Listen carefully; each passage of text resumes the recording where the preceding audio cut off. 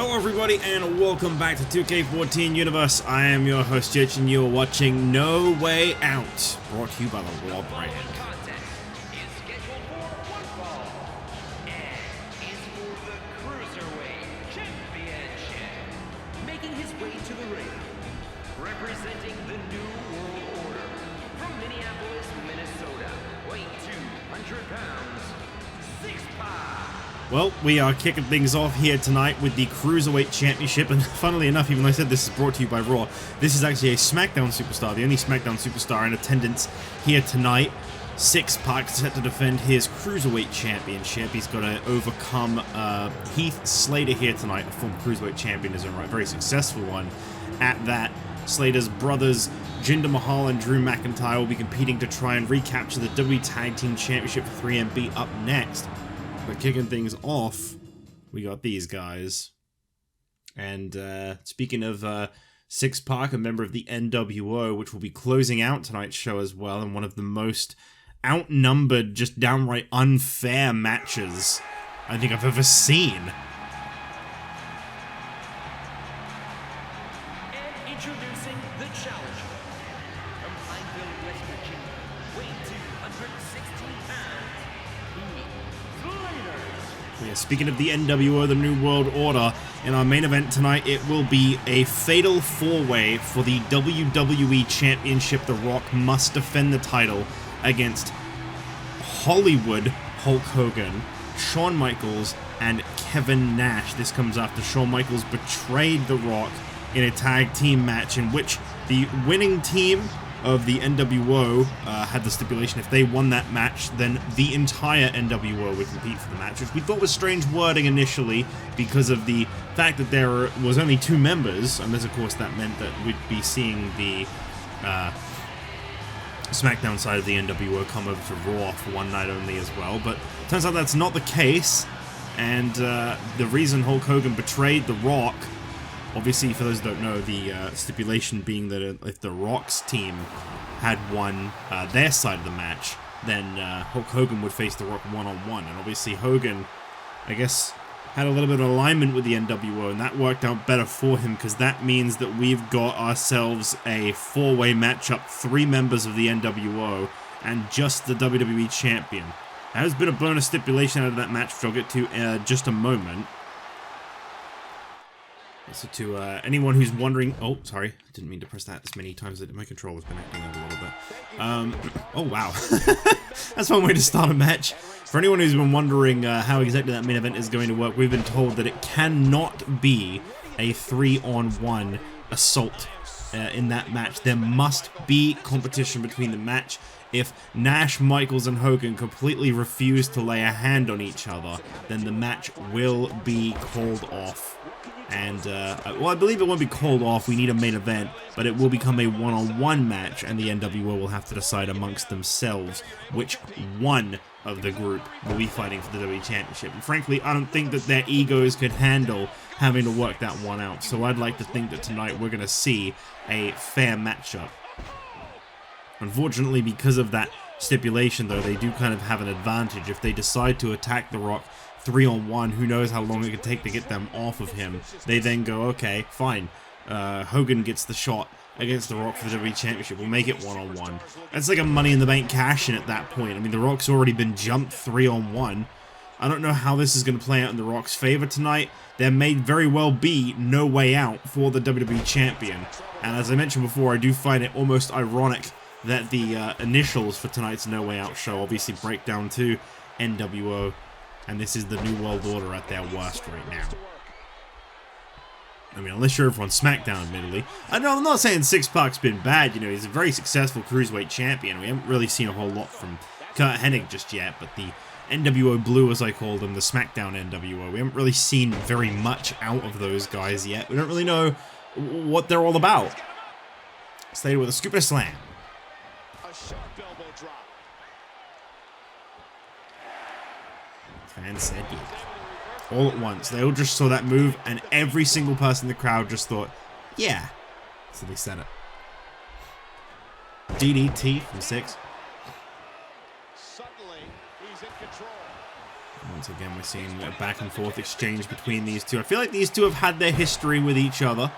I want to say that we saw this exact match. I think the roles were reversed at one point. I think we saw Heath Slater up against when he was at X-Pac. I think that happened at some point. I can't really remember anymore, but I'm pretty sure this is not the first time these guys have met. They spent a lot of time on Raw in the Cruiserweight division after all. No. Heath Slater just slamming his knee into the mat for some reason. And now, the sweetness from the challenger. Heath Slater could be about to become a 3-time Cruiserweight champion. I think it's 3-time. Yeah, because he lost it to Jericho and then he won it back from Jericho. And there's the smash hit. DDT. Syxx laid out. Oh, wow. I really thought that was it. I thought in 3 minutes, Heath Slater had just defeated Syxx. I gotta say, Slater is looking very promising right now. Could this be a good omen for the Group 3MB heading into their next match? Slater is dominating the Cruiserweight champion. This has got to be it. This has got to be it. That was in fact it, unfortunately. I really don't like when they end that way, but that was it. Well, from WrestleMania to No Way Out, that's definitely not a reign to be ashamed of, but Heath Slater has become a 3-time Cruiserweight champion. As I just said, will this be a good omen for the rest of 3MB? I do wonder.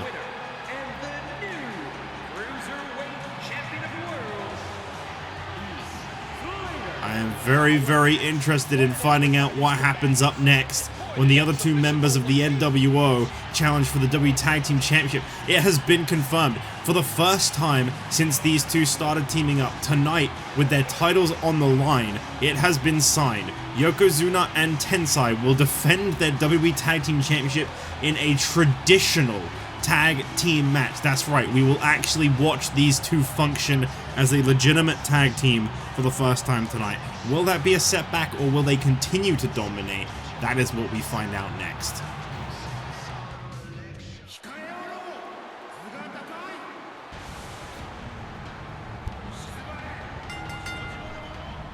The following contest is scheduled for one fall and is for the WWE Tag Team Championship.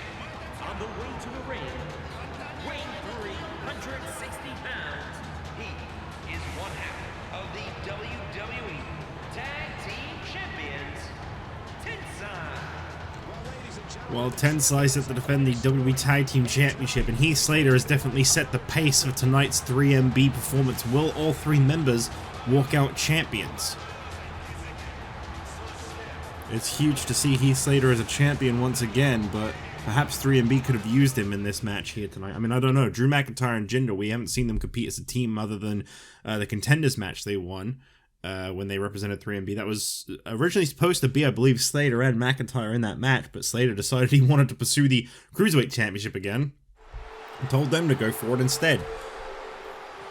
That guy seems to never really be able to make up his mind on what he wants. Weighing 505 pounds, he is one half of the WWE Tag Team Champions,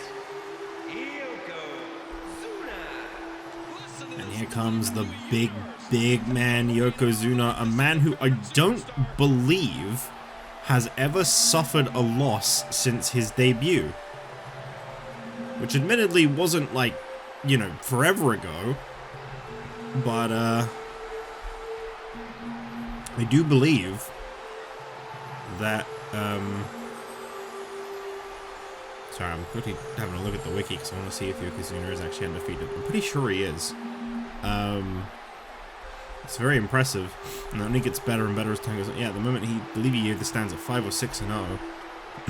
No one has been able to really slow this guy down. He's an absolute freak of nature. I mean, you know, I try not to put too much emphasis into like the size of a competitor because we've all seen that that is, you know, ultimately that does not matter in the long run.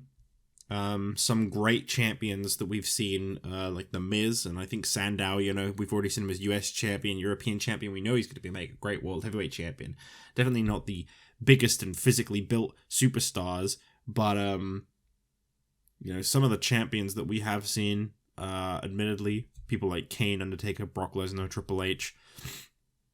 There's some very, very big guys that have dominated the scene in the past, and I do wonder if perhaps that's Yokozuna's future when this tag team title reign is done, or perhaps even while still being champion. I mean, we do tend to have a rule of, like, you can't really pursue another championship whilst holding a championship, but you never know.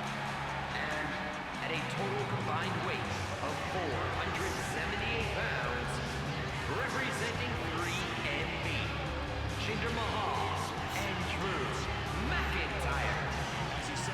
It's such a shame to see Slater not with the Cruiserweight Championship, but I don't think it registers championships for managers, which really does feel like such a shame.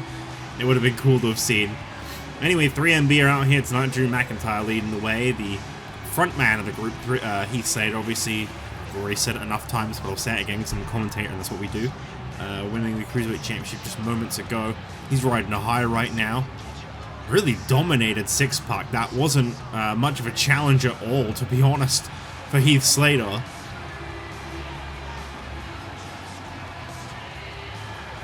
Jinder's eyes every time. Man is possessed. You gotta love 3MB. Complete polar opposites to Yokozuna and Tensai, but I mean, they could do it tonight. There's no saying they can't. They are former WWE Tag Team Champions now. Drew McIntyre is absolutely no stranger to Tag Team Championships. Okay, I don't know why I literally just went back into the menus, because I was like, it was weird that there wasn't a, like the pre-match, like they carried, you know, the bit where they hold up the championships. I thought it was really strange that that scene didn't play. So I thought, okay, well maybe I just forgot to make this a championship match. Now, I definitely made this a championship match. I don't know why it just didn't register. The range of emotions here is startling. There's almost an unknowing of what to expect.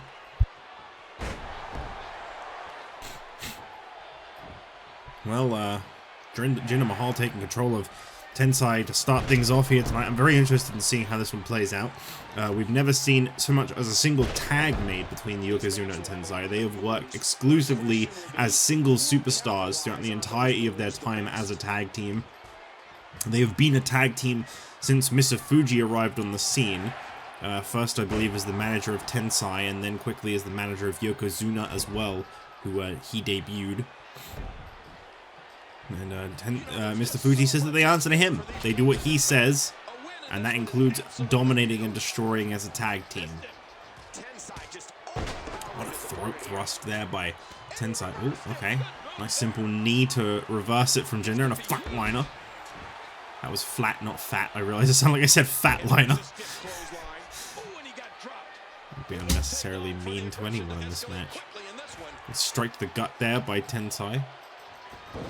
Drew not backing down. I always say this every time Drew McIntyre's in the match. Just because this guy wears shiny pants and a little bit of eye makeup and dances around and air guitars, don't take this guy lightly. I mean, it was only, you know, about a year ago this guy was challenging for the World Heavyweight Championship, and he was really giving the champion Brock Lesnar a run for his money. I think Drew McIntyre has proven time and time again how great he is. I mean, he is literally still a record holder as one half of the longest reigning World Tag Team Champions of all time. Him and Sheamus, the Celtic Cross, set that record, I think, when they won the inaugural World Tag Team Championship. I mean, they might have won them from the Hart Dynasty. They either won them from the Hart Dynasty or lost them to the Hart Dynasty. But they are among some of the very first people to have held the World Tag Team Championship either way. And there's a first ever tag made between those two. So I guess you can confirm that there is some functionality. Okay, the Hart Dynasty were the first champions. That's kind of what I thought.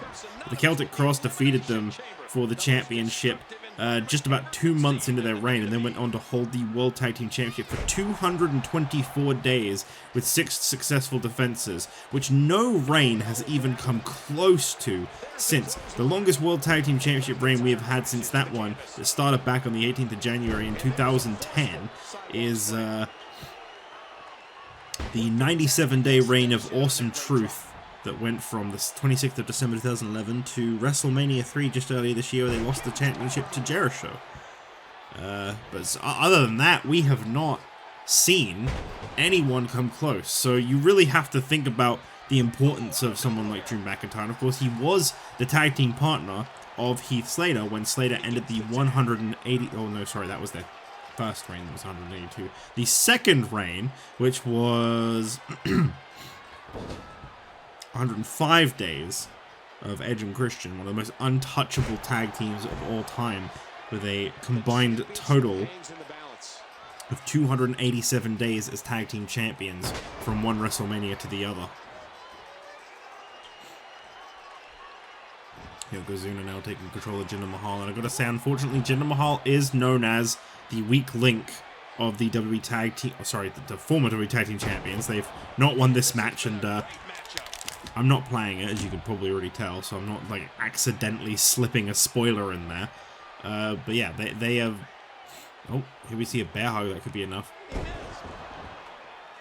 was about to say, he is kind of the weak link of 3MB, unfortunately. Jinder Mahal, not known for his historical prowess, so to speak. He hasn't really done all that much, unfortunately.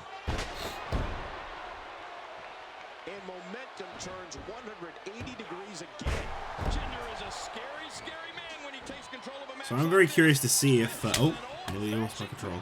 I am very curious to see if... oh my god, Jinder! Man, this is one of those matches you just like to sit back and enjoy. Very curious to see if Drew McIntyre and Jinder Mahal, being such an established, you know, bond between them as 3MB, this group that Heath Slater really brought together, if they have what it takes to defeat the WWE Tag Team Champions. I have a horrible feeling this match is going to go to a time limit draw, though. There's just so much action in the ring, and Heath Slater is getting involved, and he actually saved Jinder Mahal there, who did tap out to that bear hug. That would have been the end of the match, and obviously it's not a surprise. Jinder has taken a bear hug from Yokozuna and Tensai. It's not a surprise that he tap out there. Heath Slater fighting dirty a little bit against these big guys, and Jinder, the big knee to the gut. I'd say after having tapped out, yeah, you go for the, oh my god, go for the tag, which he did, and then comes Drew, strikes down Tensai. Oh, I really thought, I even heard the smack noise, but nope. Yokozuna with the reversal. Doesn't count. Tag made. Jinder and Drew gonna work as a team here. Bounce him off the ropes, drops him down. Are they talking about Elimination Chamber? It's June. We got a long way to go until Elimination Chamber.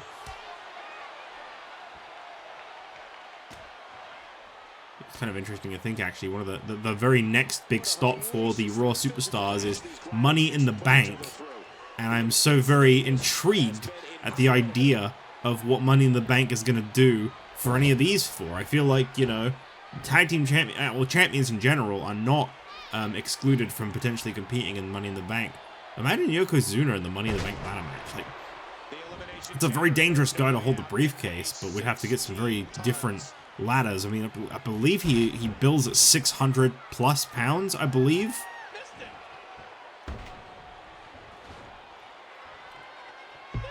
I could not honestly imagine Yokozuna climbing a ladder.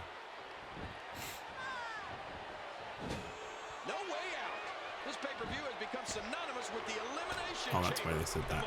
The thing that's never taken place in this universe. No, why not? I think it has. No, this is the first ever No Way Out. Oh boy, Jinder Mahal. Not only did he tap out earlier to a bear hug, he hasn't been able to get out of there since. And now the bonsai drop. Oh god, that's gotta be it. That has to be it for 3MB. Oh no. Drew McIntyre getting involved. Heath Slater, I believe, getting involved. Everybody getting involved here.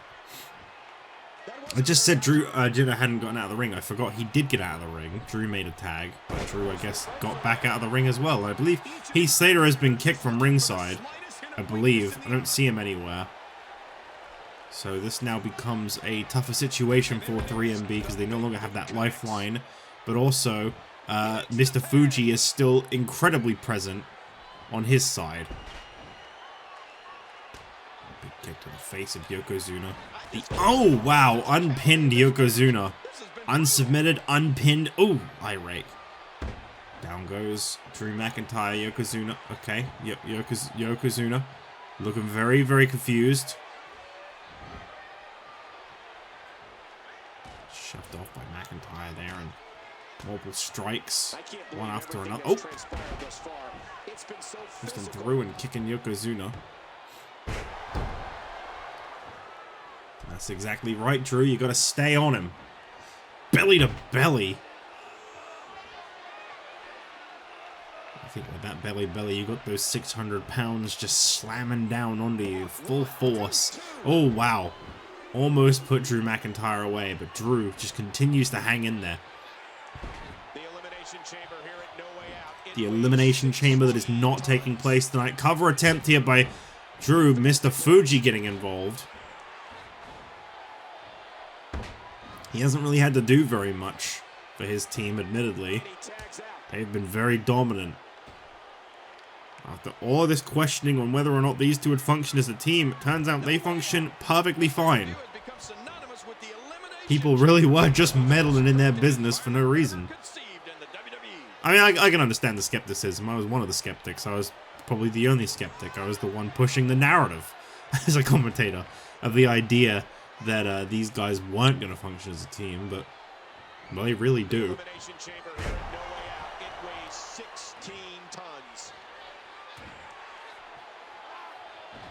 Oh, Drew going for that vicious clothesline once again, but Tensai caught that one. And now Tensai hooking both arms of Drew McIntyre. Oh, butterfly suplex by Tensai. I've not seen that move out of him before, and that's enough. Drew couldn't get there in time, and the team of Yokozuna and Tensai once again retain the WWE Tag Team Championship. And I do wonder who is going to be able to step up and end the reign of these absolute monsters of a team. WWE Tag Team Champions, Tensai and Yokozuna. Well, they've thrown the skeptics out the window with that one. These guys worked great as a tag team. They really broke down both Jinder and Drew. I mean, at one point, Jinder even tapping out, and Drew then taking the pinfall as well. I would say 3MB have been definitively knocked out of Tag Team Championship contention with this loss. Unfortunately for them, they broke a history-setting reign from Edge and Christian, and that wasn't quite... I guess that really was just the right time, the right night. I don't know. Either way, these two continue to dominate as we move towards our next match.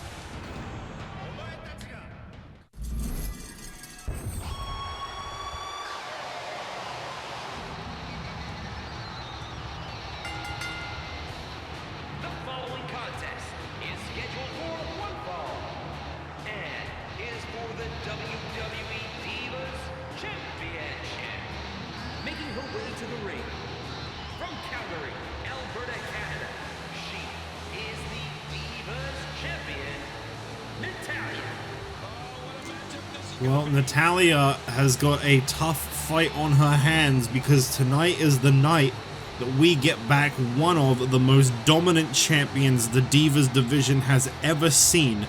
This is it.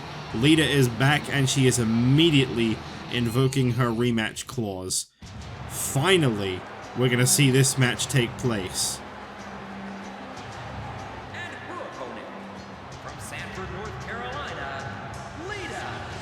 Lita was Divas champion for 177 days with 7 successful defenses, making her the most successful defending champion in history. For those that don't know why she wasn't the longest reigning with that record, as those two normally go hand in hand, Beth Phoenix was champion for 261 days, but a majority of Beth Phoenix's reign, the title was actually defunct for, and she didn't make up any of her missing defenses upon reinstating it. She just simply claimed all of those days as champion. So arguably, I'd say Lita is the most successful Divas champion we've ever seen. At least in terms of length and defenses, which I think is pretty much all you can really ask for from a champion. We'll see if Natalya's victory back at Extreme Rules was a fluke, or if she really is just superior to Lita. It is so good to see Lita back in action, though. Here we go. Big bienvenue. Wild strike misses the target. Well, you know, these two ladies absolutely can't stand each other. They can't even stand to be in the same room together. I don't expect this one to be pretty at all. Lita puts it all on the line. She's no delicate flower. Straight into the corner. Oh, caught with an elbow there by Natalya. That was quite a vicious little move there. A big fist to the gut. Oh, man. Hard landing. Oh, man. And Natalya gets out of the way of that one. Big kick echoing around the arena. And she's toast. This should be a great matchup. I mean, I think the thing is, Natalya has proven, I think, in my opinion at least, that she's not a fluke champion. That she's actually a very impressive performer that I think has been slept on a little too long. And I think she's really turned that around for herself. Personally, that's how I feel about that. However, is she ready for Lita? Now that I don't know, I don't think anyone is quite sure if she's ready for Lita. Put him in a body bag. You heard it. You heard it. I heard it. We all heard it. And did you hear the impact on that kick?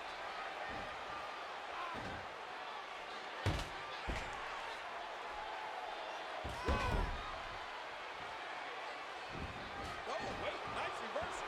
A sharp kick. Oh, look at this move, Cole. Oh, big elbow. Now that's a statement. Already things seem pretty back and forth between these two. Admittedly, the thing that Lita slipped up on, you know, getting ahead of herself and attempting that moonsault through the table, which Natalya just simply pinned her off of. That's not something that Lita's going to make that mistake of again, especially not in this match, as this is a very straightforward, standard one-on-one matchup. So that is one advantage that Natalya doesn't have this time around, is that she can't bank at all on the concept of Lita making that misstep and, you know, getting too confident, too comfortable. That's just not going to happen this time around. Backbreaker connecting there by Natalya. Up next, we've got Daniel Bryan and Randy Savage going one-on-one. That should make for a great matchup. Last time they faced off on Raw, it was a pretty good match. Randy Savage defeating Daniel Bryan. Bryan has been just stewing in frustration lately, saying that he's not getting the respect he deserves from these wrestling legends, and that he wants more out of it. Very similar mindset to that of Bryce Walker over on NXT. Maybe they could be a team one day. Lita off the ropes, crossbody, doesn't connect. Kick. Woo! From that one fan. I turn the game audio down. I think I've said this before, but just in case anyone's like wondering what the hell I'm talking about sometimes. I turn the game audio down when I edit these videos, so you don't always hear, like, I'll like quote something that I heard. You may not hear it at all, to be fair. You might not have heard that word, because it was pretty quiet as it was.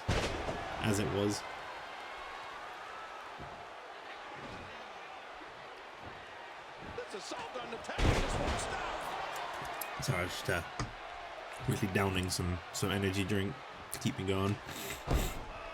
Almost at the halfway point of No Way Out, which is exactly what Daniel Bryan and Randy Savage's next match will be, the 4th of 7 matches.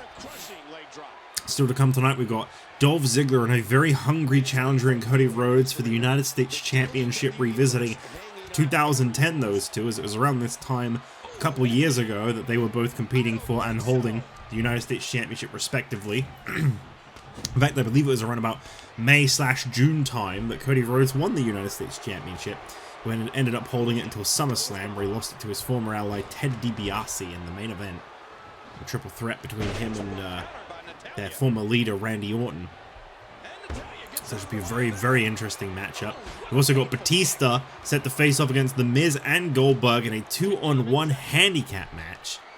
I really feel like these two last matches tonight really emphasize the name No Way Out, because there really isn't. I know for Batista, he's not too concerned about it. I don't imagine The Rock is either.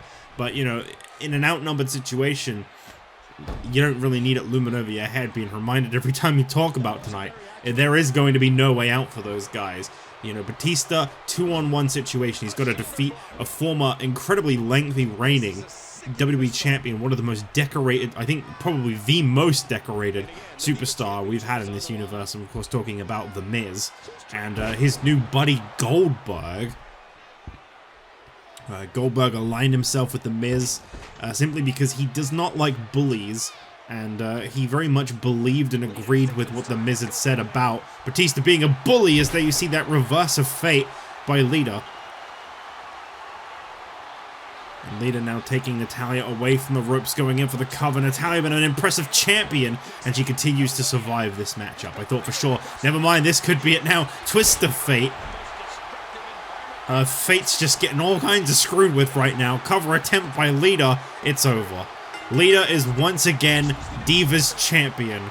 And my god, that was a very decisive finish for Lita to become a two-time Divas champion. Here is your winner and new Divas champion, Lita.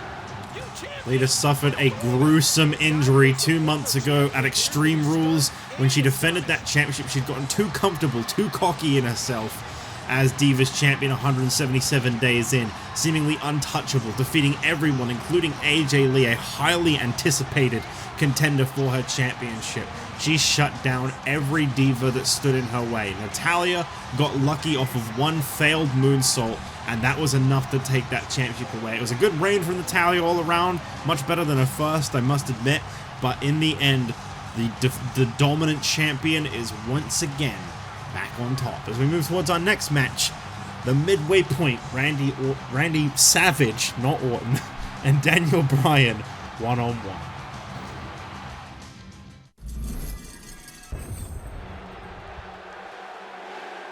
And the chants have already begun. This guy cannot catch a break.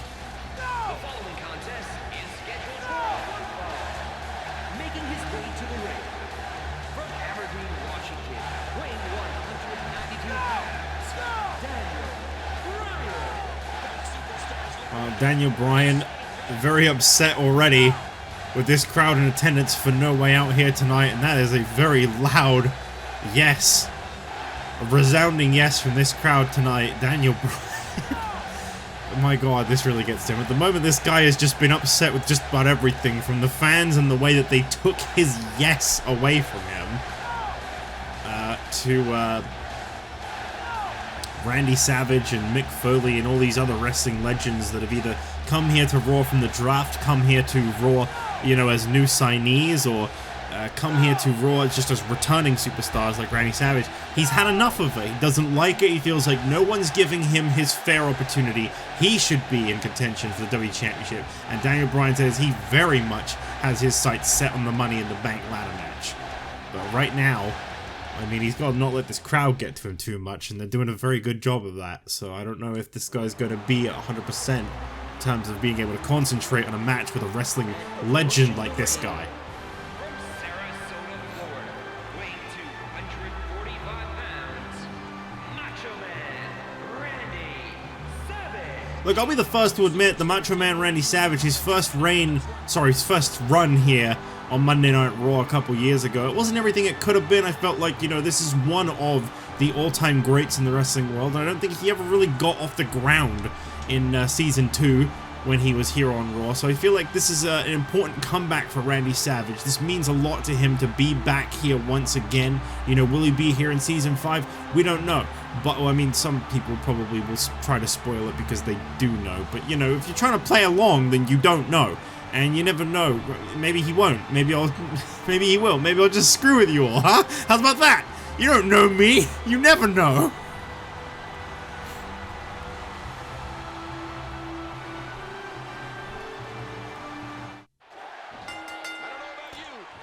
I hear the chants still going. Daniel Bryan, he's got to focus on what's happening inside the ring now, and I don't think he's going to have much of a choice.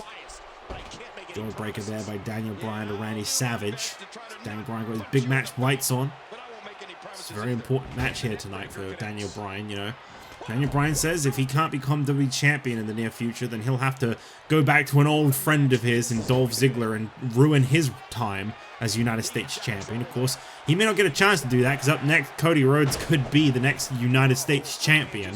I definitely feel like after that huge victory over Stone Cold Steve Austin, something Ziggler has never been able to pull off. The momentum tonight is definitely in the favor of Cody Rhodes, and oh, doesn't he just know it.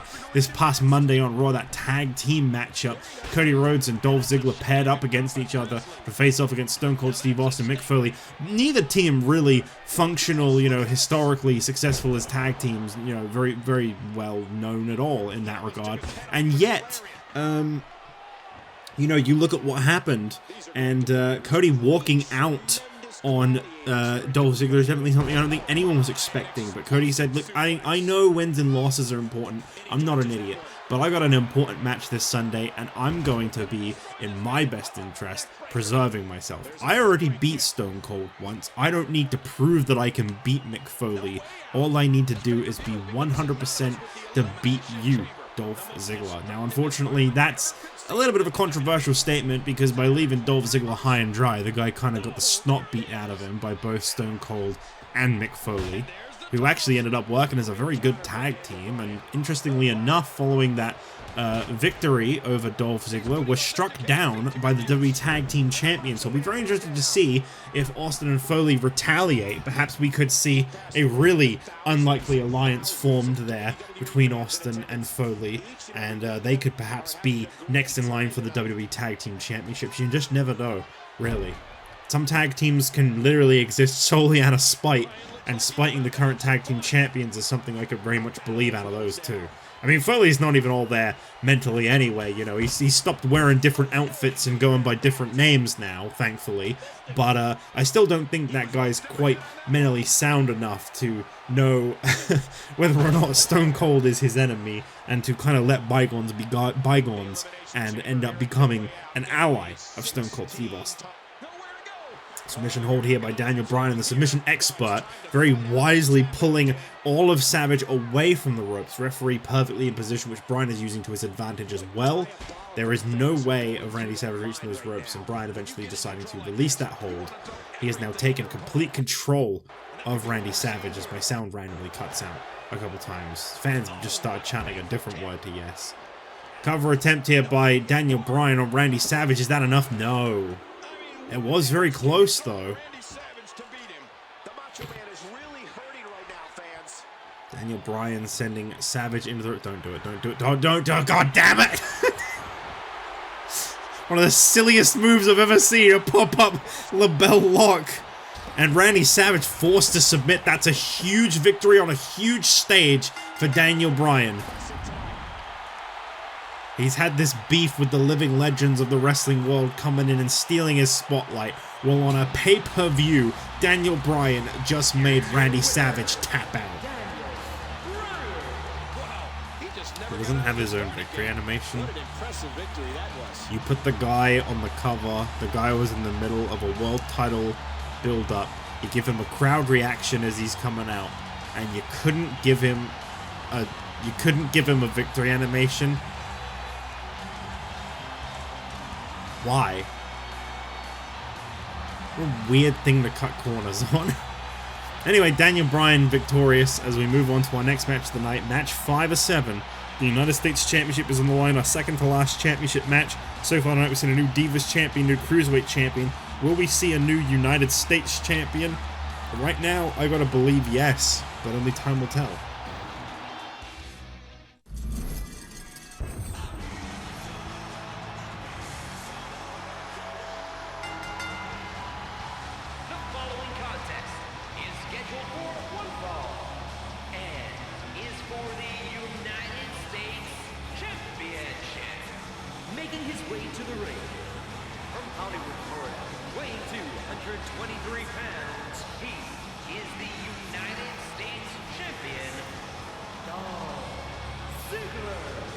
Well, I hate to sound like a broken record, but I really hope that Dolph has prepared himself for tonight. You know, he's had 6 days to recover from being beaten down by Austin and Mick Foley in a handicap situation after Cody Rhodes walked down on him. And Cody, you know, so determined, he even defeated Stone Cold Steve Austin one-on-one. That man really wants the United States Championship. Cody even said, you know, it's nothing personal against you, Dolph. I'm inspired by what you did.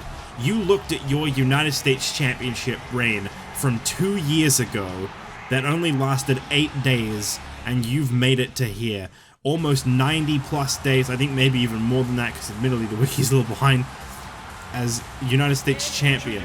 The challenger from Marietta, Georgia, weighing 223 pounds, Cody Rhodes. It's either 84 days or 91 days, but the point is, you know, you've come in here, you know, you're, I believe, the 3rd longest reigning United States champion in history with your current reign. That's right, yeah, because you'll have overtaken Ray's 77-day reign. And barring that, the US Championship has been known as one that has changed hands quite frequently. But Dolph was, you know, very much cheating out of his US Championship not long after winning at Extreme Rules 2 years ago.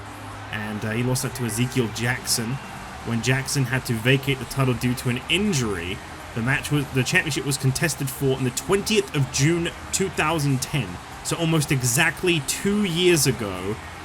And that match featured Daniel Bryan, Brodus Clay, and these two guys, and it was Cody Rhodes defeating Dolph Ziggler, Bryan, and Clay to become United States Champion.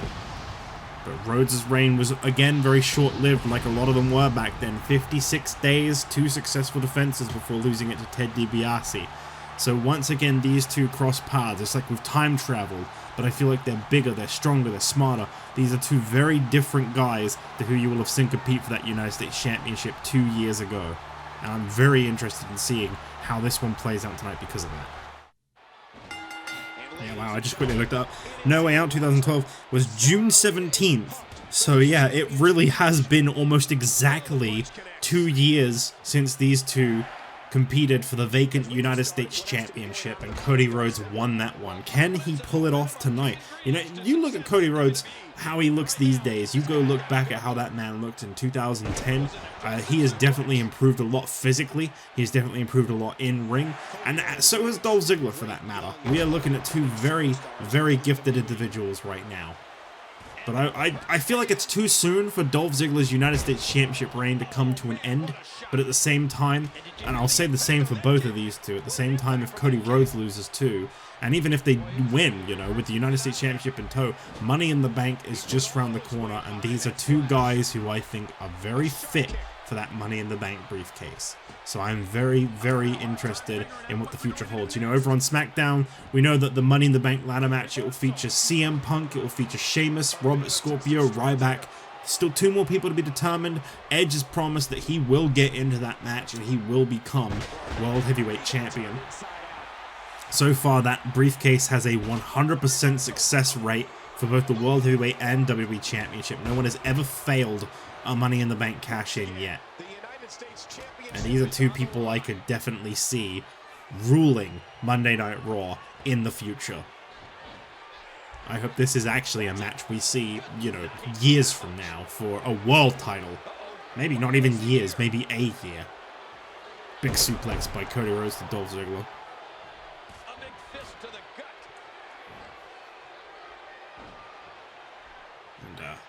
And, big kick to the back of the head of Dolph Ziggler.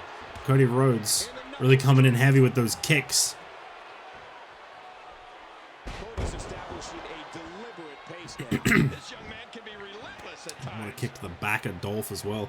I tell you, the kick-based offense of Cody Rhodes really coming in clutch right now against Dolph Ziggler. I'm very interested in our next match, the handicap match. Batista has said when he is through with Goldberg and The Miz, because he will be, by the end of tonight, he will have laid that to rest and have bested them both. Batista can guarantee you that. He will be heading right back for the WWE Championship. Money in the Bank, he wants whoever is WWE Champion. He wants them. I hope Batista's not getting too ahead of himself. I hope he's prepared for a potential loss, you know. Miz's cunning, his ability to just kind of survive the toughest of challenges, could really come into play in that matchup next. And of course, on top of that, Goldberg, that unpredictability, that absolute freak of nature that is going to be in the corner of the Miz. Tagging in, tagging out. Batista's going to have no one he can rely on. Dolph Ziggler knows firsthand what that's like.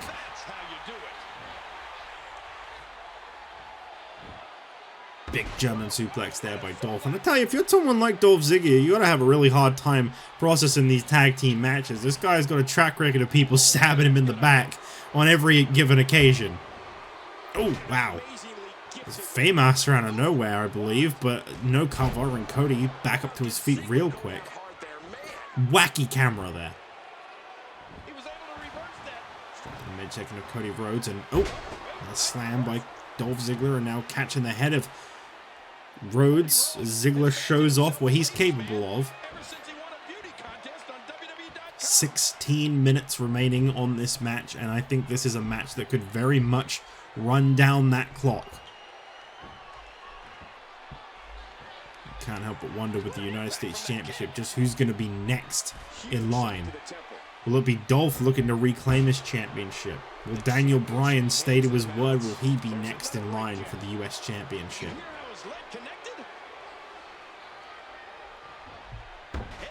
Will the US Champion want to be in Money in the Bank? I mean, of course. I don't even know why I'm asking that one. Everybody wants a piece of Money in the Bank. Just look at what that did for Damien Sandow. By the way, can we take a minute? I know this is Raw. I know we're not really supposed to talk about SmackDown too much right now, but we take a minute to appreciate the incredible debut year of the current World Heavyweight Champion over on SmackDown, Damien Sandow. That man came into the business striking down the United States Champion, Drew McIntyre, in his first ever appearance. We didn't even know who he was, and he attacked the United States Champion following a successful title defense.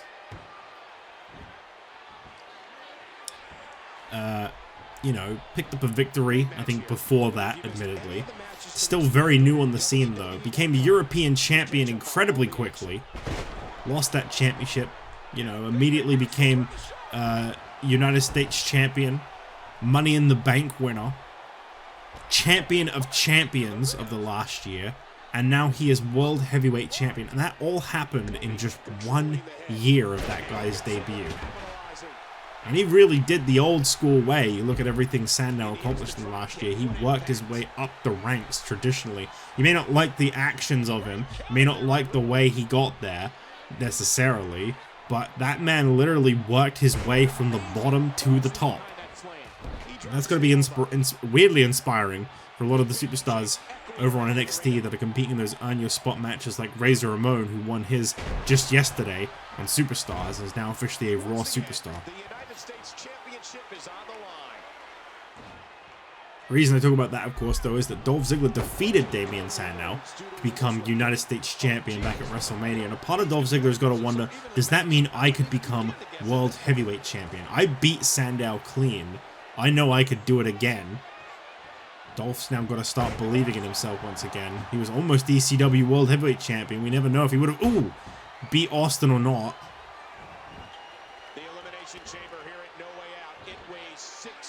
Cradle DDT there by Dolph Ziggler. Cover attempt on Cody Rhodes. Is that? No, not even close. Not even close. Fans in support of Dolph Ziggler. Heads up move. And out of the ring. Cody Rhodes just flying out of that ring. Oh, wow. Okay, well, that could have been a lot worse. If you have a look back at the replay of how that table imploded, it was only a part of Dolph Ziggler's leg that collided with it, which obviously would do a lot of damage to the leg. But I think, honestly, the table just kind of collapsed in amongst it. Oh, Dolph, no, you don't want to do that. Not in this match. You got a lot to prove, and you do not want to get disqualified. Dolph Ziggler. You could see it, a moment of frustration boiling over when he grabbed those stairs, but he went back in the ring. He's doing it the right way. Zigzag to Cody Rhodes. Is it over? No. No, it is not. And the thing is, how much can Cody endure is a question I think everyone's going to be wondering after he took multiple Stone Cold Stunners just a couple weeks ago to earn this opportunity here tonight. Dolph Ziggler now wrenching back on the head of Cody. And again. Seemingly toying with Cody Rhodes. The challenger was looking so promising, and it feels like the champion has found himself in control. And now Cody, crossroads, center of the ring. It only took one to put away Austin, I think. Will he do it again here tonight? Oh, wow, that was close. These two are so evenly matched.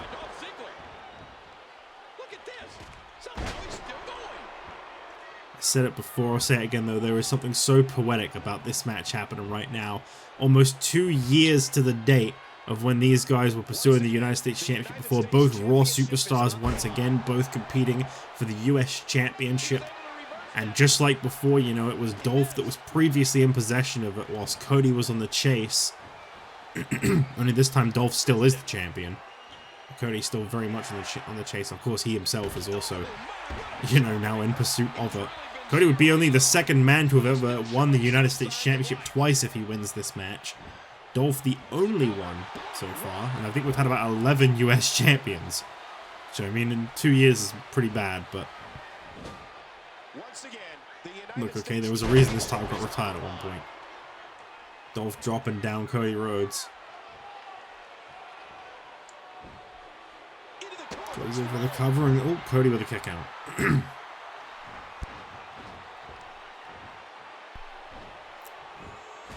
Nice reversal there by Dolph Ziggler as he now hooks the leg. Oh, unique move there by Dolph Ziggler. I always find it interesting, you know, when you see what they can bust out when they're really like deep into a match and they feel like it's just never gonna end. Oh, Dolph Ziggler attempting a super kick there, but Cody caught him. Sweeps him off his legs there. Cody Rhodes now.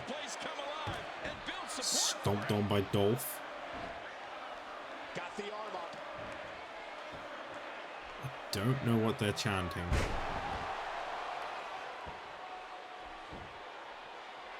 Cody trying to find himself there. You could see it.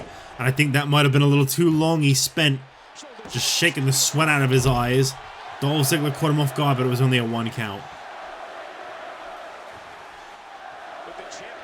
The US champion getting some very strong support tonight from these fans against Cody Rhodes. These are two fan favorites. Straight to the face of Cody and a superplex to the center of the ring. That looks like it's it. Cody looks out cold. Okay, never mind. Dolph not even trying to cover. And Cody, I stand corrected there. He's definitely not out cold. Oh, double strike here. God, this is so incredibly close. These two are so evenly matched. And a cradle DDT once again from the US champion. Dolph Ziggler into the cover. Center of the ring. Cody with another kick out though. Fans chanting, let's go Ziggler. And there's a zigzag for good measure. These fans are on their feet. They want Ziggler to win. And they got it. That was a great showing from Cody Rhodes, but Dolph Ziggler is still United States Champion. I'd love to see a mutual sign of respect between these two, but I don't know if there is one. Here is your winner, and still the United States Champion, Dolph Ziggler. They were both really game in that match. That was, that could have easily been either one of these two. Huge credit, though, to Dolph Ziggler, still United States Champion. It looks like we might have our third ever guy to pass 100 days as champ. What does the future hold next for Dolph Ziggler? As we move on, up next, handicap match time now. We'll see if Batista can overcome those odds. Can he defeat one of the most successful champions in all of wrestling, or all of this universe's history, not all of wrestling history, and one of the most intimidating forces we've ever seen here? We'll find that out up next.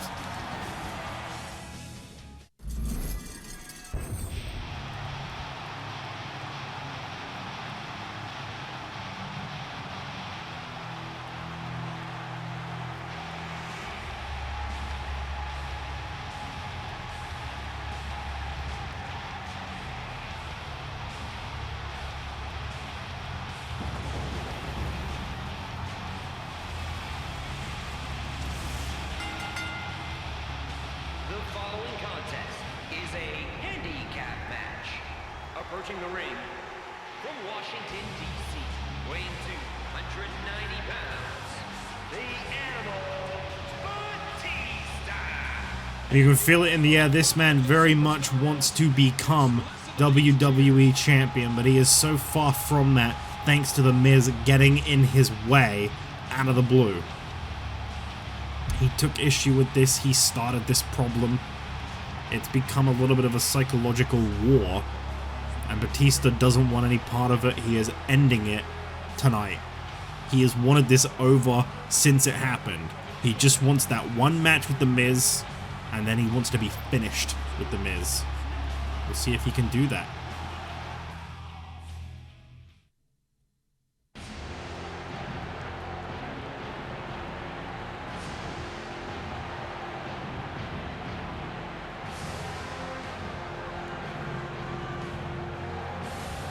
It's quite interesting to see Goldberg making his way out to the ring first. First, from Atlanta, Georgia, weighing 295 pounds, Goldberg. I'm gonna be the first to say it. I definitely was not expecting this to be the order. I did not think that Goldberg would be the one set out to compete first, but at the same time, I'm almost not surprised that the Miz would be too afraid, I'd say, to set foot in the ring with Batista and watch as Goldberg comes down to the ring. He's really trying to play up that he's a victim here, and honestly, I think that's the problem. Is like Goldberg, I guess in a way, he's good-hearted for what he's saying and he's doing here. He's trying to stick up for the little guy, because on paper, you know, you look at these two side by side with one another, and you think to yourself, well, I guess you could see where the fear could come from, that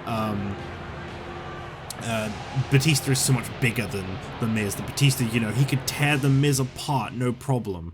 But that being said, Goldberg's got to be able to see that what the Miz is doing, frankly. Weighing 231 pounds, The Miz. Here he comes, and I gotta say, it was really disappointing to see this man kind of go back to his old self, as we did. I felt like he had such a redeeming last year, you know. Both him and The Rock, we saw them kind of embrace this much better version of themselves, and obviously for The Rock that's been wonderful, but it seems like The Miz has reverted back to the monster that he once was.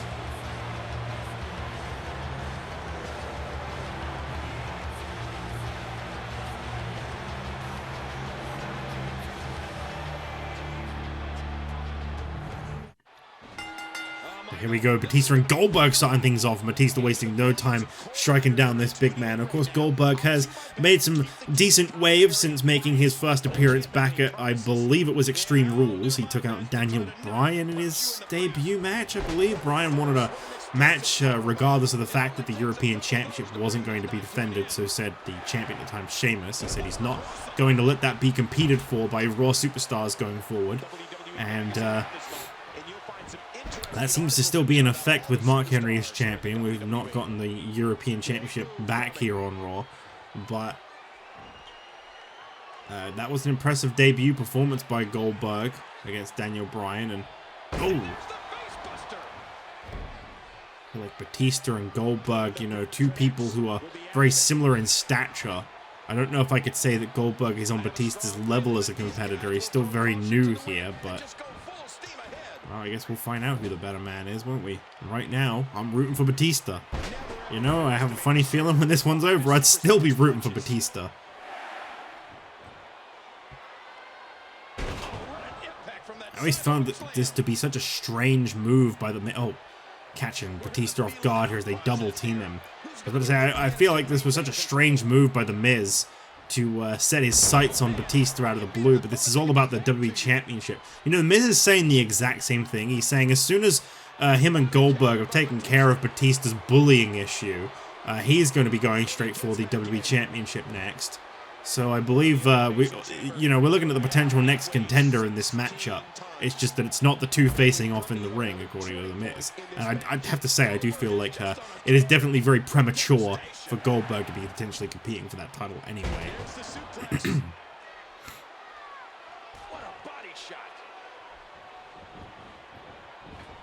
Batista throwing the ropes there. He strikes down Goldberg on that reversal. Batista has had such a great career behind him. Came to an unfortunate end a year ago at the hands of Brock Lesnar after Batista defeated Brock Lesnar for the World Heavyweight Championship at WrestleMania 2.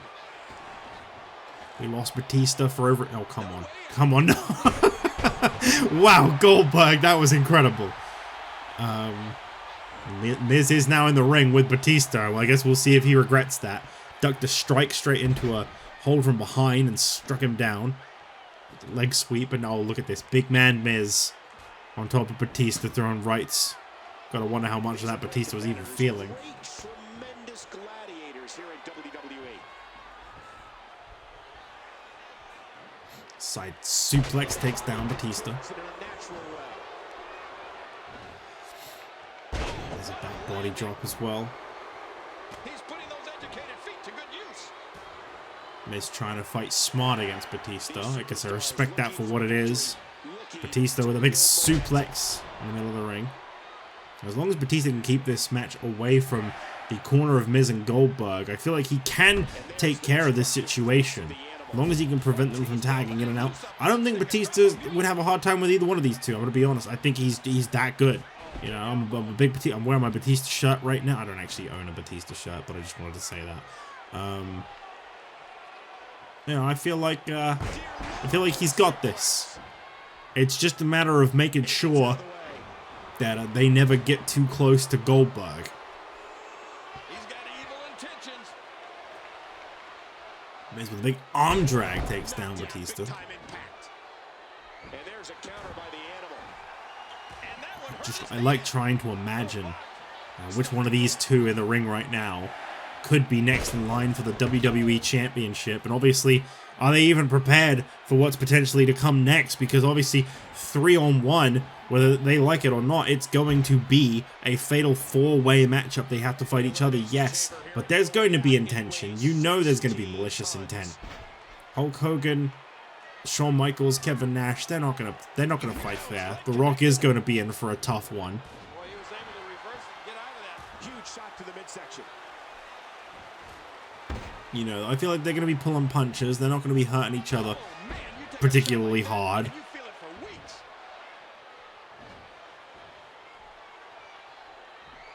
Big power slam.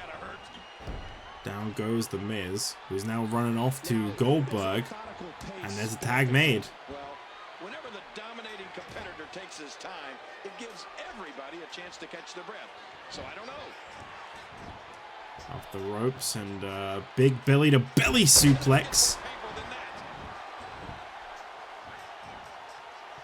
Oh, a spine buster on top. Is he still conscious? Man, that looked bad.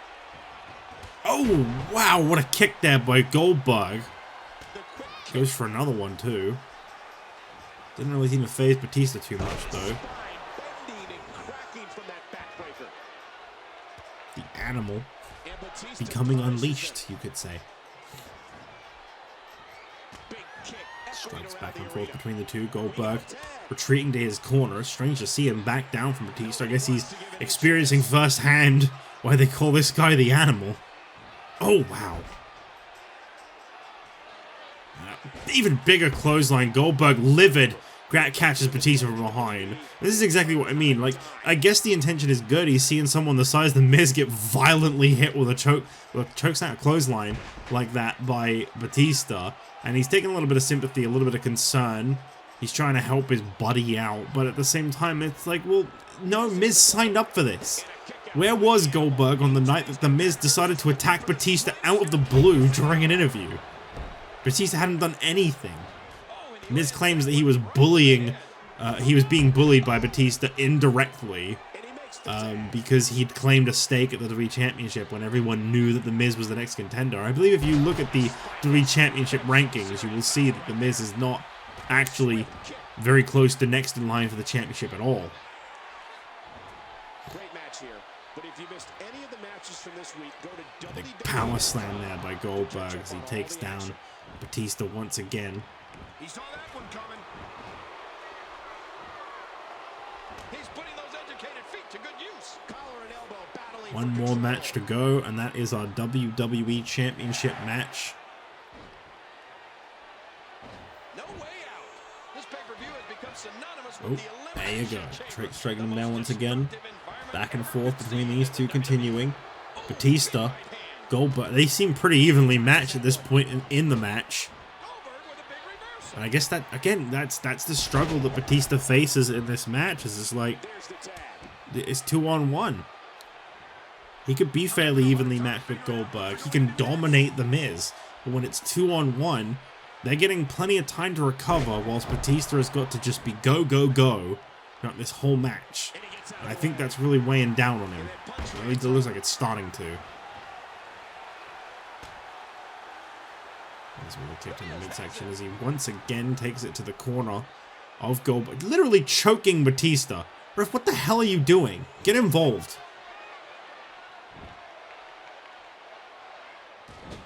Right hand there. Good God, Miz got drilled right in the head. He's got to be injured. Oh, okay, wow. That was incredible. Surprised that didn't get a pinfall, and that was a cover attempt by Batista, just a 1 count though. What that move is called? The Muscle Buster? The Muscle Buster?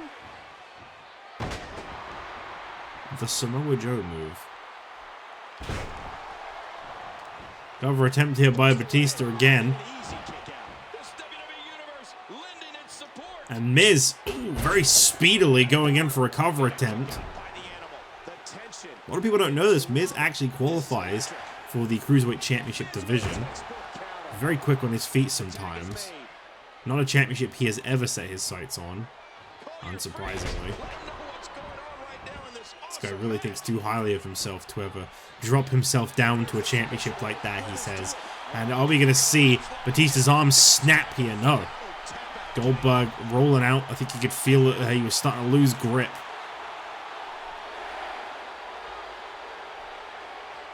Neck breaker by Batista. You may think you have the upper hand on the animal, but he's so powerful, so strong. Near 300 pounds. Ooh, what?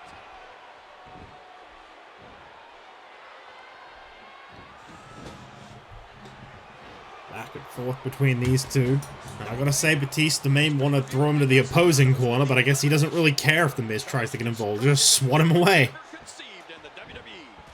10 minutes in, we haven't actually seen any finishing moves from anyone in this match, surprisingly. Goldberg also qualifies for the Cruiserweight title. I don't know if I ever told you guys that.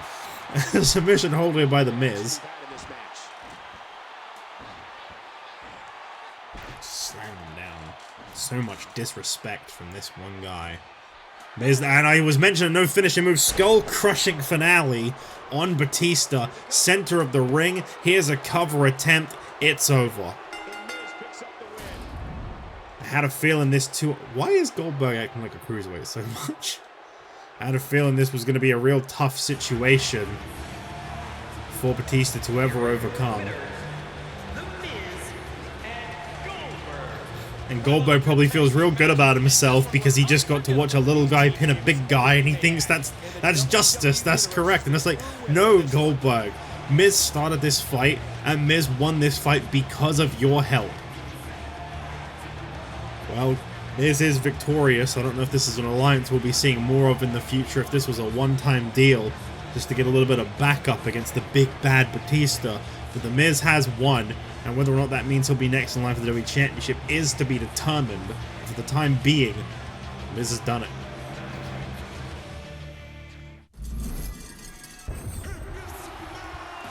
Here we go. It is showtime. The following contest is a gauntlet match.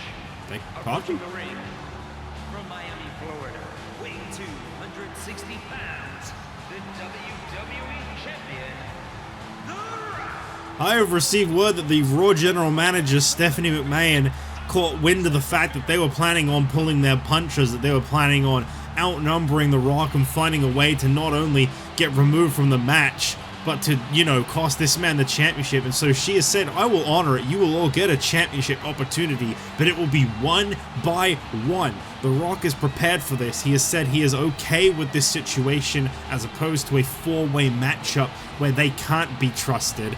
And so it will now be a gauntlet match. That does help The Rock's chances a little bit. I mean, admittedly not much, because as each superstar comes in, they are going to be at 100%, whilst this guy is going to be more and more worn down.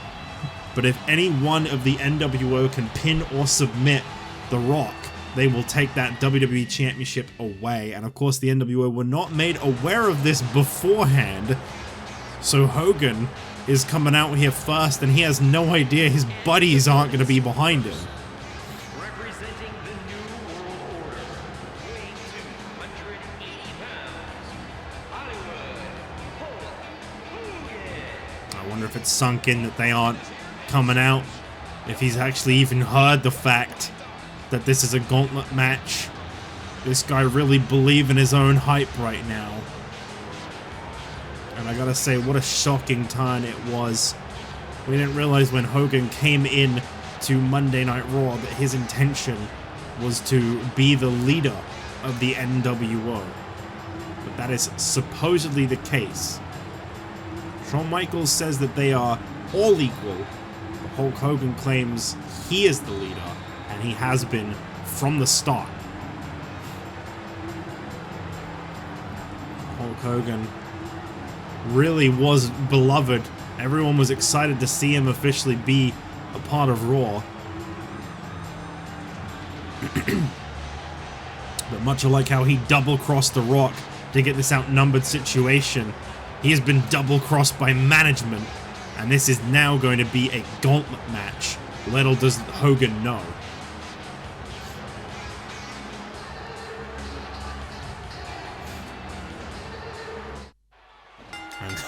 Hogan looking very confused as the bell was rung there. You could see it on his face. He didn't realize what was happening. But Rock has defeated all three members of the NWO multiple times in the past, just not all at once. We'll see if he can do it. The fans definitely want to see it. Rock has got to be one of the most popular WWE champions we've ever seen. And of course, with his story, his rise to becoming champion for the second time, doing it right the second time around, that huge WrestleMania win over JBL, it's no wonder that he is so heavily embraced right now as WWE Champion. I think I speak for a lot of people when I say nobody wants to see, in fact I'd say everybody if I'm saying nobody, wants to see Hulk Hogan as WWE Champion right now. He's putting those educated feet to good use. Elbow drop there by The Rock. The Rock, you know, he's one of those guys, he doesn't have the biggest offense, but he's got a very flashy offense. Everything he does is with his own little touch, his own pizzazz, and it hits hard. That'll leave a mark. No way out. Rock going for a big strike to the face there, but a Samoan drop catches Hogan down, and The Rock is not wasting any time getting back inside that ring. And he's telling Hogan to bring it whilst not even looking at him. Hogan is back in and invincible. Rock, the knee lift across the face. I do wonder how they'll decide on the gauntlet order going forward. Ultimately, I'd say Shawn Michaels should be out next. You want a guaranteed victory, you send the big guy out last, Kevin Nash. Oh boy, here we go. Here we go.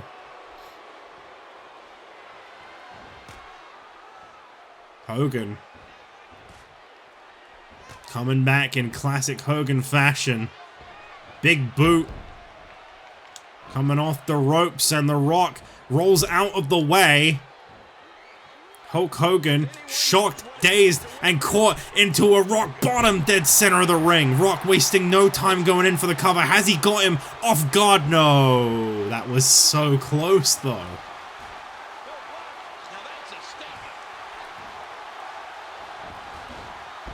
Hogan wasting a little too much time with the flash, the build-up to the big leg drop of his that he ended up costing himself in the long run.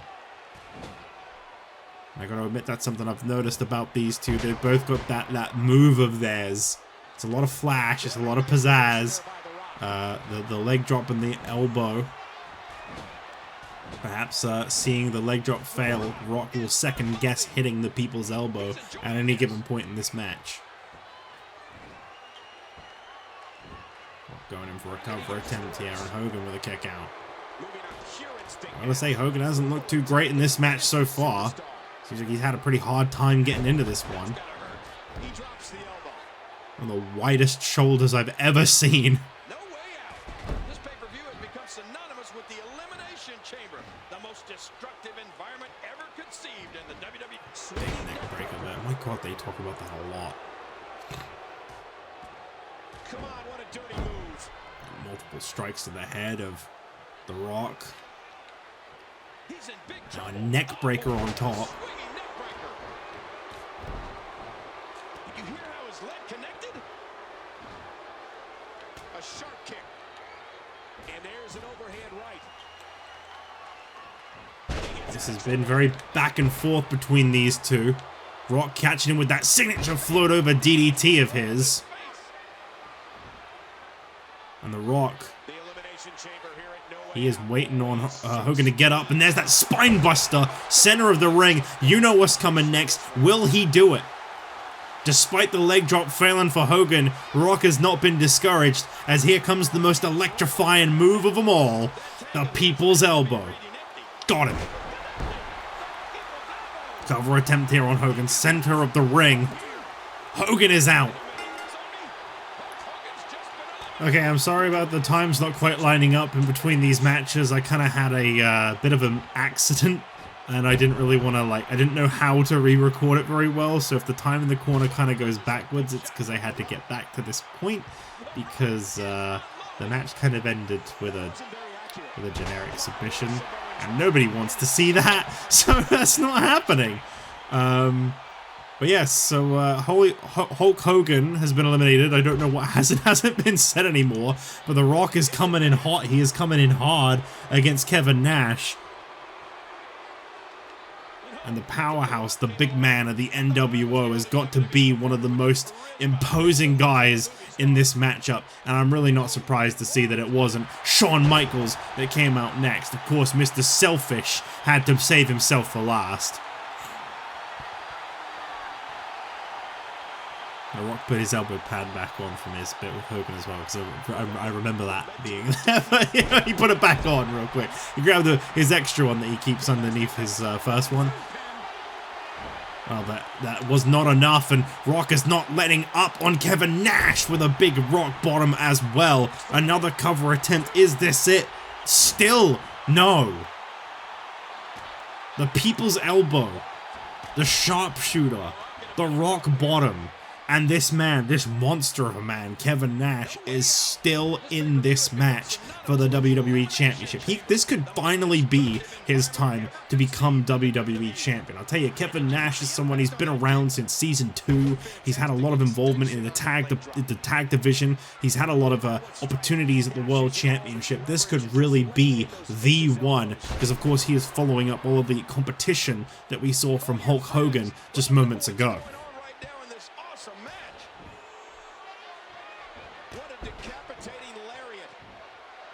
I'm seeing it right now. Kevin Nash, he is vicious in that ring. By any means necessary. Whatever it takes to end the reign of the Rock and begin the domination that the NWO have promised. Obviously, Syxx really letting them down earlier in the night. He was unable to become, or to retain his Cruiserweight Championship. NWO are in possession of no championships right now. They said they were going to dominate both Raw and SmackDown. That's why we have a new world order on both brands. And The Rock has taken the fight to the outside, where that's definitely not going to favor him. Right now, at least. And I would hate to see this match end in a count out. Especially if that meant The Rock being counted out, because that would be the end of this match. Rock challenging Kevin Nash to come back into the ring, and Kevin Nash will gladly oblige on The Rock with a float over DDT. Catches him off guard. There's a knee lift for good measure as well. Rock getting very vicious right now. Something you don't often see out of The Rock.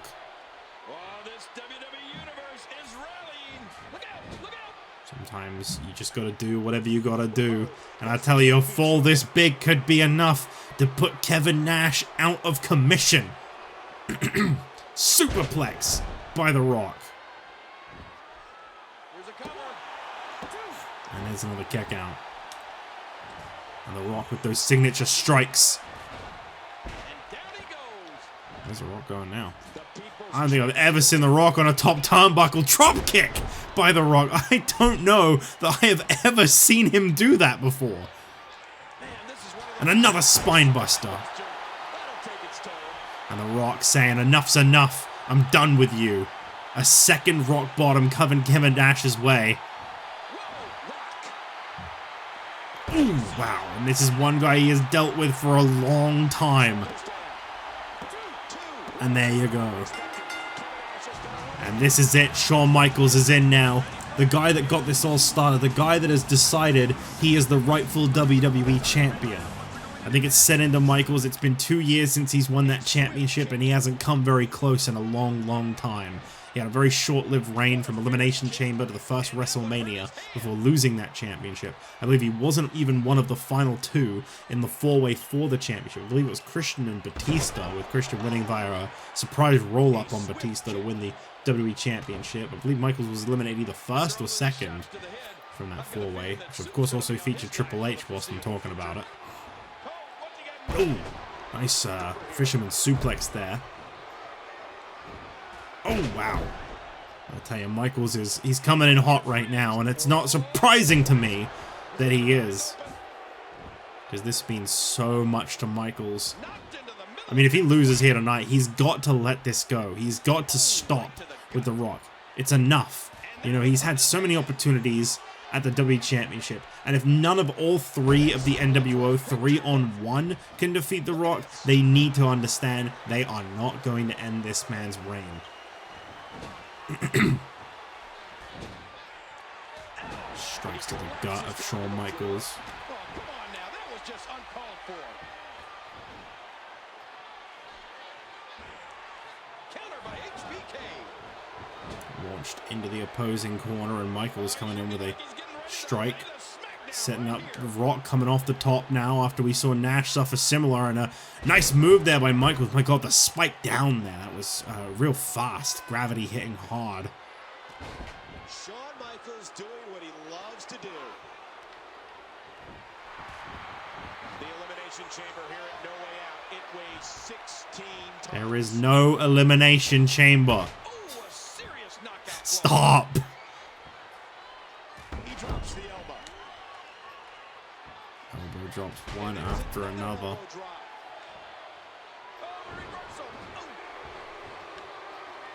Float over DDT by The Rock once again. And is The Rock perhaps looking to put this one away? Shawn Michaels getting up to his feet. No, he catches him. He gets a little too quick to his feet. What The Rock was prepared for. Big drop there by Michaels. How is he still on his feet? Now with Oh no. control. Oh no. Oh no. Ooh, vicious pile driver. Watch it. He whipped that Rock one. just about getting out of the way. Oh, man. Michaels and Rock, the final. This is it. This is the end of our main event. It is just these two for the WWE Championship. As I said before, I mean, in one way, a four-way would have been better because they had to face each other. That was the rules. But if they were just planning on pulling punches and stiffen The Rock as hard as they could to take him out of the match, then ultimately this was the better outcome. Because even though they're coming in 100%, you know, The Rock at least stands a good chance of being able to face each one of them off. It maybe won't be too easy, and it definitely isn't right now as Michaels is getting move after move. That's not what comes in that sequence. It's supposed to be an elbow drop next.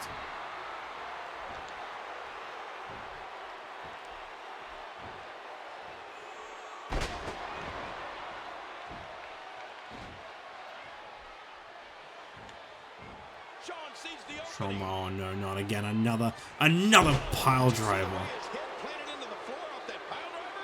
And The Rock is in serious trouble now. If Michaels can connect with this, oh, it might be all over. Has The Rock's WrestleMania dream...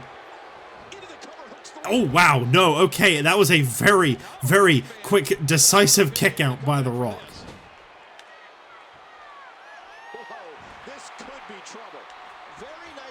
There we go again, Rock coming off the top. Another drop kick. This guy, he's all flash right now. He turns Michaels over. The Rock looking for a submission victory over Michaels, perhaps. We've seen him bust out that sharpshooter before, but this would certainly be a more unique way to see Rock win a match, and Michaels was able to hang in there. Cover attempt here. And The Rock just about kicked out. That was, my God, so close. Body drop. Michaels really just, you know, vulturious now. He can tell that The Rock is worn out, and he's doing whatever he can. Take him down. Ooh. The back and forth, the hatred between these two. This is so heated. This is for the WWE Championship, though. And once again, The Rock connects with a big strike to Michael, kick to the midsection. That almost looked like a blatant low blow, frankly. I don't know if it was or not. Northern Lights suplex. Once again, Rock able to just about kick out before the pin can even start. A huge spine buster. Are we going to see the classic Rock match closing sequence? It all depends on if Michaels gets up from this move or not. The elbow. And The Rock is going for it. He is going for the big closing move.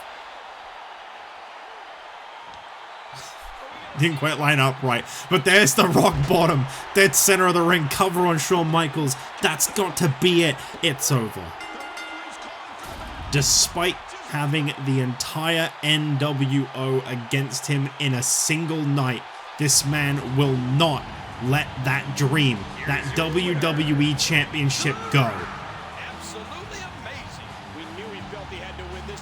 The Rock is victorious. He is still your WWE Champion.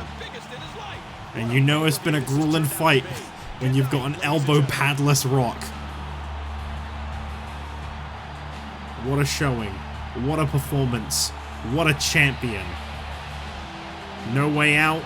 Certainly not the case for The Rock. Hang on a minute. We got more coming. What's this? Somebody take this man's microwave. Microwave? Somebody take this man's microphone away. Enough already. You guys lost. Disrespect. You guys lost. Just Razor Ramon.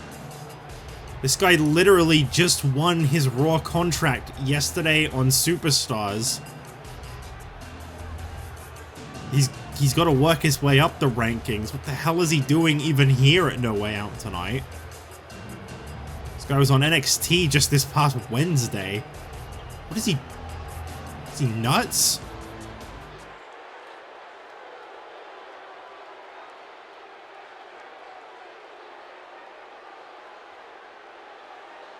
What? What is he? What? Oh! Shawn Michaels struck from behind by his own allies. What in the world?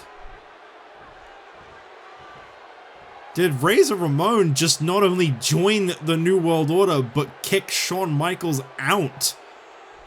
What the hell was this?